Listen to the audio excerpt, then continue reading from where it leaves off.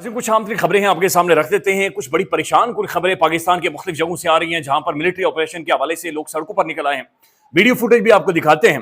फिर आने कुछ और खबरें, मतीउल्लाह जान साहब का तजिया भी मुख्तसरन आपके सामने रखेंगे और कामरान शाहिद साहब को पाकिस्तान के टेलीविजन पर बैठकर पतंगबाज और कहा जा रहा है कि ये बंदा पतंग ना उड़ाए, ये गुड़ियां ना उड़ाए, ये भी आपके सामने रखते हैं। लेकिन सबसे पहले ये खबर देखें। नाज़रीन, पाकिस्तान को एक दुकान की तरह डील किया जा रहा है और महसूस किया हो रहा है कि दुकान पर किसी का कब्जा है और कोई गल्ले के ऊपर बैठा और गल्ले से पैसे निकाल के इसकी झोली में डाले, इसकी झोली में डाले, उसकी जेब में डाले, जितना हाथ पड़ रहा है निकाले जा रहे हैं। और ऐसा महसूस हो रहा है कि ये जो पैसे हैं ये उम्र है, यानी पानी जिस तरह जमीन के नीचे से निकलता है ना, ये पानी खुद ब खुद निकल रहा है, पैसे निकल रहे हैं। अवाम गरीब से गरीब तर हो गई है, लेकिन ये पैसे ये सिर्फ खबर देख लें। माह मुहर्रम के 10 रोज के लिए पंजाब भर में कौमी खजानों से अरबों रुपए लगाए गए हैं, अरबों रुपए। सबसे ज्यादा तशहीरी मुहिम पर लगे सिर्फ लाहौर के 18 बिलबोर्ड्स पर 20 करोड़ रुपए का खर्चा आया है, सिर्फ बिलबोर्ड्स के ऊपर। मरियम नाइज साहिबा की तस्वीर लगाकर और उसके बाद सिर्फ बिलबोर्ड्स के ऊपर जनाब ये लगे हैं पैसे 20 करोड़ रुपए 18 बिलबोर्ड्स के ऊपर। पंजाब का ये शाकिर महमूद अवान साहब की खबर है, वो कह रहे हैं कि पंजाब का सिर्फ अंदाजा इस बात से लगा दे कि 18 बिलबोर्ड पर 20 करोड़ रुपए लगे हैं। और उसके बाद इन्होंने कानून बना दिया है कि आप तशहीर से मुताल्लिक पूछ नहीं सकते और ना ही कोई कानूनी कार्रवाई कर सकते हैं। यानी तशहीर करेंगे, एडवर्टीजमेंट होगी, डांस चलेगी, ड्रामा चलेगा, आप पूछ भी नहीं सकते। मुबशर लुकमान से बहुत सारे इख्तिलाफात मौजूद है, लेकिन उन्होंने ठीक कहा था कि मरीम साहबा क्या कोई खुद को देवी समझती हैं? ये कोई परी हैं जो उतर आई हैं? और 20 करोड़ रुपए 18 बिलबोर्ड्स के ऊपर ऐसे टाइम में जब लोग बिजली का बिल नहीं दे सकते। पाकिस्तान में लोग यानी गुर्बत की चक्की तो छोड़ें, उस चक्की से भी नीचे चक्की में चले गए। लेकिन दिस इज हाउ ये सारे मामला चलाए जा रहे हैं। नाज़रीन, आपको एक फुटेज दिखाते हैं, लेकिन साथ साथ ये जनाब प्रोमिनेंट जर्नलिस्ट हैं फखरुर रहमान साहब, इन्होंने ये खबर दी है। ये लिखते हैं कि breaking news, alarming situation is developing in north Waziristan, Bajaur, Bannu, lucky Marwat as people marched in thousands against the impending military operations. वो ये कह रहे हैं कि जनाब इन 4 शहरों में, नॉर्थ वजीरिस्तान में, बाजोड़, बन्नू, लकी मरवत में लोग हजारों की तादाद में बाहर निकल आए, सड़कों के ऊपर मौजूद हैं। और वहां पर वो कह रहे हैं कि जनाब ये जो मिलिट्री ऑपरेशन होने वाला है आने वाले टाइम, उसके हवाले से लोग बाहर निकल आए हैं। फिर ये भी वो ये क्लेम कर रहे हैं कि वहां पर जो एफसी है उन्होंने 4 ऐसी लाशें रिकवर की हैं जिनके सर मौजूद नहीं हैं। तो वो कह रहे हैं कि अल्लाह रहम करे, लेकिन पाकिस्तान में महसूस ये हो रहा है कि जो सूरत हाल है दहशतगर्दी की वो बहुत ज्यादा खराब हो रही है और एक सिविल वॉर या फिर एक अनार्किक सूरत हाल पाकिस्तान में बनती जा रही है। अल्लाह ताला रहम करे। यानी ये अल्फाज कहते हुए भी यकीन माने कि जिस्म काम जाता है, रूह काम जाती है। ऐसी सूरत हाल ना बने, अल्लाह करे एक बेटर सेंस प्रिवेल करे। हम कोई ना कोई पॉलिटिकल सोल्यूशन, एक पॉलिटिकल हल निकालें अगर हमारे पास मौजूद है, या फिर एक जेन्युइन गवर्नमेंट हो जो इन सारे मामलात को देखे। नाज़रीन, गवर्नमेंट किस तरह किया, मतीउल्लाह जान साहब का ये तजिया सुन लें। और ये वो तजिया कर रहे हैं पाकिस्तान के president, supreme commander of arm forces, head of the state of रियासत के सरबराह के हवाले से। और फिर वो बता रहे कि किस तरीके से फील्ड मार्शल साहब का रास्ता पॉसिबली हमारा हो सकता है पार्लियामान का। ये सुन लें। क्या हो सकती है? सदर जरदारी की कुछ मजबूरियां हैं, कुछ सियासी मकासद हैं और फिर हिकमत अमली भी है। सदर जरदारी की सबसे बड़ी मजबूरी ये है कि उनकी सेहत जो है शायद वो ज़्यादा अरसा उनका साथ ना दे। हमारी दुआ है अल्लाह ताला उनको लंबी उम्र दे, अता करे, ज़िंदगी मौत अल्लाह के हाथ में है। मगर सदर जरदारी, हमें भी कुछ पता नहीं अपनी ज़िंदगी का, तो सदर जरदारी ऑब्वियसली वो भी इस हवाले से सोचते हैं। और उनकी शायद ज़िंदगी की एक ही ख्वाहिश होगी, वही ख्वाहिश जो शायद नवाज शरीफ की थी वो किसी हद तक पूरी हो गई है, वही ख्वाहिश सदर आसिफ अली जरदारी की भी होगी। और वह ये कि वो अपने बेटे को बतौर वज़ीर आज़म पाकिस्तान देखना चाहते हैं अपनी ज़िंदगी में। तो अब उसके लिए वो क्या कर सकते हैं?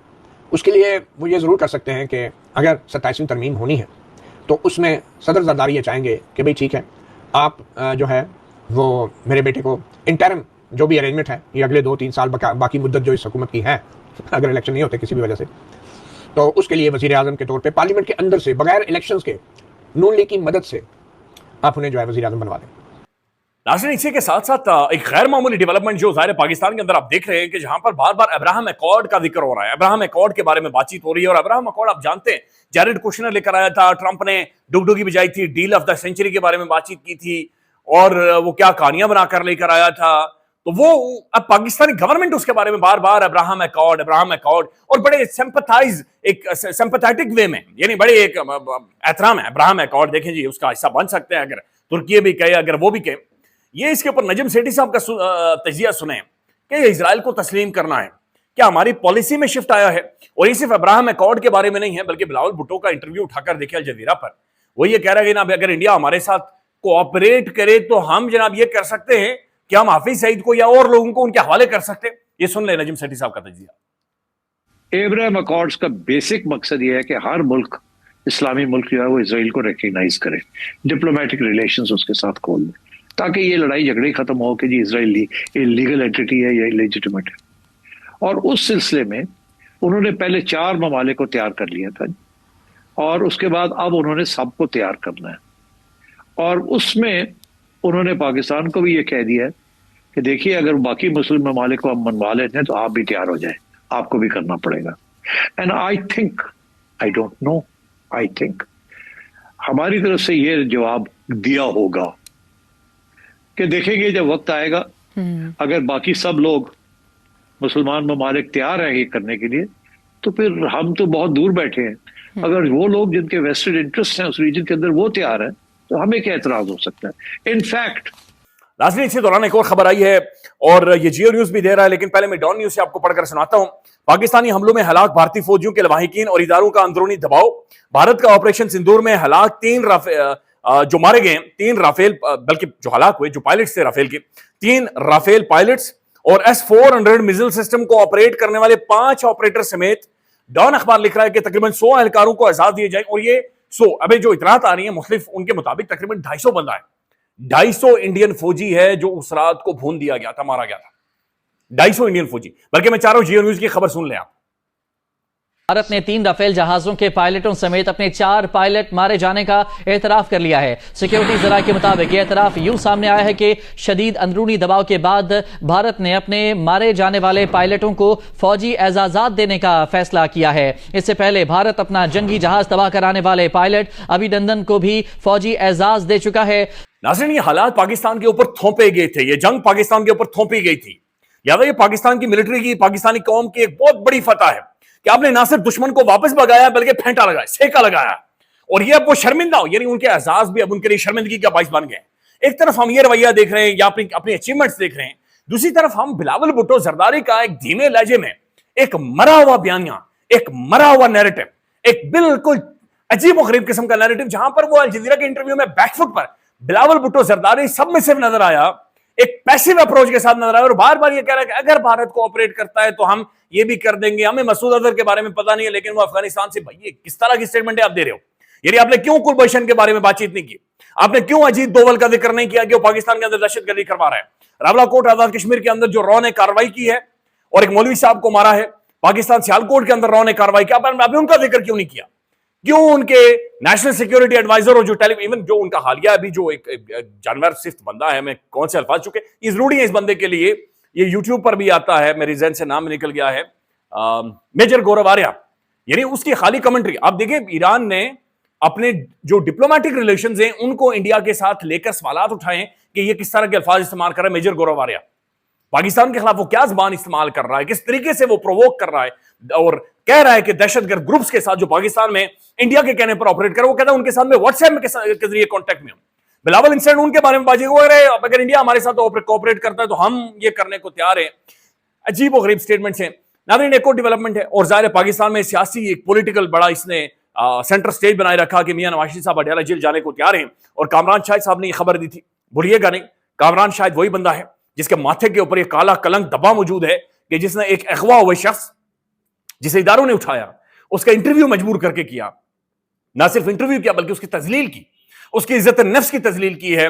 کامران شاہد صاحب کے بارے میں خواجہ آصف صاحب کیا کہہ رہے ہیں کہ وہ پتنگ باز بندہ، اسے پتنگ بازی نہیں کرنی چاہیے۔ سن لیں۔ دیکھیں عمران شاہد کے والد کا جو ہے میاں نواز شریف کے ساتھ بڑا اچھا تعلق ہے، بڑے پرانے مراسم ہیں، میں اس کا گواہ ہوں، 60-70 سال کے، تو وہ اپنے والد صاحب سے پوچھ لیں، میرا خیال ہے ان سے کنفرمیشن لے لیں اگر کوئی بات ہوئی ہو، ڈائریکٹ اس کی کامران کی کوئی بات نہیں ہو رہی ہوتی ہے، لیکن ان کے والد کے بہت اچھا تعلق ہے، میں اس کا گواہ ہوں۔ تو اس قسم کی کائٹ فلائنگ نہ کریں پلیز، یہ میڈیا کی کریڈیبلٹی کے اوپر جو ہے سوالیہ نشان ہو جاتا ہے۔ Y would Mian Nawaz Sharif go and visit, کوئی اس کی لاجک جو ہے، کوئی سیاسی لاجک منطق جو ہے سمجھا دے مجھے کوئی، یا کوئی اور۔ ناظرین منیر فاروق صاحب یہ کہتے ہیں کہ صدر ٹرمپ نے فیلڈ مارشل کو بڑے انہماک سے سنا ہے، اور فیلڈ مارشل نے ڈونلڈ ٹرمپ سے کہا ہے کہ آپ کا کوئی بزنس نہیں ہے، آپ نکل جائیں اس وار سے۔ یعنی کہ منیر فاروق صاحب یہ کہہ رہے ہیں کہ فیلڈ مارشل کے کہنے پر ڈونلڈ ٹرمپ ایران کی جنگ سے نکلا ہے، ایک علاماتی سمبولک اٹیک کرنے کے بعد. تو یعنی ان کے کہنے کا مطلب یہ کہ فیلڈ مارشل کا اس وقت اتنا زیادہ انٹرنیشنل اثر رسوخ ہے یا اتنی زیادہ سے ہے یا اتنی زیادہ ظاہر ٹرمپ نے خود بھی کہا کہ ایران کے بارے میں زیادہ بہتر جانتے ہیں کہ ڈونلڈ ٹرمپ دنیا کا طاقتور ترین آدمی جو اس وقت یہ دعویٰ کر رہا ہے کہ جو یونیپولر ورلڈ کا یا وہ یہ کہہ رہا ہے کہ یونیپولر ایک ورلڈ ہے اور اس کا وہ کسٹوڈین ہے, وہ دنیا کا طاقتور ترین آدمی ٹرمپ نے بھی انہیں انہماک سے سنا اور ان کے سننے پر عمل درآمد کیا اور ایران سے ٹرمپ بھاگ کر نکلا ہے. بیرسٹر منیف فاروق صاحب کہہ رہے ہیں. ناظرین کچھ اور بھی خبریں اور خاص طور پر شفا اسپتال کے حوالے سے جو خبر آئی ہے, اچھا اس خبر کو ابھی تک مزید کھنگالا نہیں گیا اور کوشش کر رہے ہیں کہ اس کے اصل حقائق سے پردہ اٹھے. ہم نے کوشش بھی کی کہ شفا انٹرنیشنل کی انتظامیہ سے یا کچھ لوگوں سے ان کے میڈیا کوارڈینیٹر سے بات چیت ہو سکے, اب ہو جائے گی انشاءاللہ آنے والے ٹائم میں, وہ بھی آپ کے سامنے رکھیں گے. لیکن خبر یہ تھی کہ ایک مردہ مریض کو اسپتال میں رکھ کر فی دن 1 لاکھ روپے وصول کرنے کا انکشاف ہوا ہے. ایک مریض کے پمز اسپتال میں ڈیتھ ہو چکی تھی لیکن شفا انٹرنیشنل نے 7 روز تک اسے رکھا ہے. اب شفا انٹرنیشنل کی ایک بڑی تگڑی ایمرجنسی ہے, بڑا اچھا ان کا ہیلتھ کیئر تو ظاہر موجود ہے, مہنگا ترین ہے لیکن ہیلتھ کیئر اچھا موجود ہے. تو پھر یہ کیا ہوا ہے؟ انڈین فلم گبر از بیک یاد آتی ہے کہ جہاں پر کہا یہ جاتا ہے کہ کوئی بھی مریض آتا ہے تو یہ واپس نہ جائے چونکہ ہم نے کرائے خرچے بھی پورے کرنے ہیں, تو وہ بھی ذہن میں آتا ہے. اب یہ باقاعدہ سے یہ صحافی ہیں محمد عمیر, انہوں نے رد عمل دیا, یہ کہہ رہے ہیں کہ چند دن قبل اسی شفا انٹرنیشنل جس نے 7 دن مریض کو اندر رکھ کے 1 لاکھ روپیہ وصول کیا ہے, چند روز قبل اسی شفا اسپتال کو حکومت نے ٹیکس سے مستثنا قرار دیا تھا. کوئی ٹیکس اس اسپتال پر لاگو نہیں ہوتا. وہی اتنی بڑی کمپنی ہے, اتنا بڑا پیسہ, یعنی شفا میں آپ نارمل چیک اپ بخار کی صرف گولی لینے چلے جائیں 50,000 60,000 لاکھ روپے, اور 5-7 لاکھ روپے تو ایسے ہے جیسے آپ مفت میں دے رہے ہو یا درخت سے توڑ کر لے کر آ رہے ہو. تو حکومت نے انہیں جناب استثنا دے دیا تھا. شفا اسپتال کی جانب سے مردہ مریض کو اسپتال میں رکھ کر فی دن 1 لاکھ روپے وصول کرنے پر صحافی محمد عمیر کا جناب یہ ناظرین رد عمل آیا ہے. اور ناظرین دوسری طرف ایک اور بڑی انٹرسٹنگ ڈیولپمنٹ ہے, گروک GROK, یہ جو ٹویٹر کا جو اب ایکس ہے اس کا جو ایک AI جنریٹڈ ورژن ہے, اور وہاں پر جا کر اپنے ڈیٹا کلیکشن کے ذریعے وہ جو معلومات دے رہا ہے, خبریں دے رہا ہے, وہ بالکل ننگا کیا جا رہا ہے نظام کو اور حکومت کو. یہ AI ہے اور یہ AI وہ باتیں کر رہی ہے جو کہ ریئلٹی جو ہم اپنی آنکھوں کے سامنے دیکھ رہے ہیں, یا بہت سارے صحافی جنہوں نے قیمتیں چکائی ہیں یہ باتیں کرنے کی, یہ جس طرف وہ اشارہ کی. یعنی گروک بھی یہ کہہ رہے کہ پاکستان کے اندر حکومت نہیں ہے, جمہوریت نہیں ہے, عدالتیں نہیں ہے, رول آف لا نہیں ہے, کامن کچھ بھی نہیں ہے. خیال رکھیے گا, اپڈیٹ کریں گے. اللہ حافظ.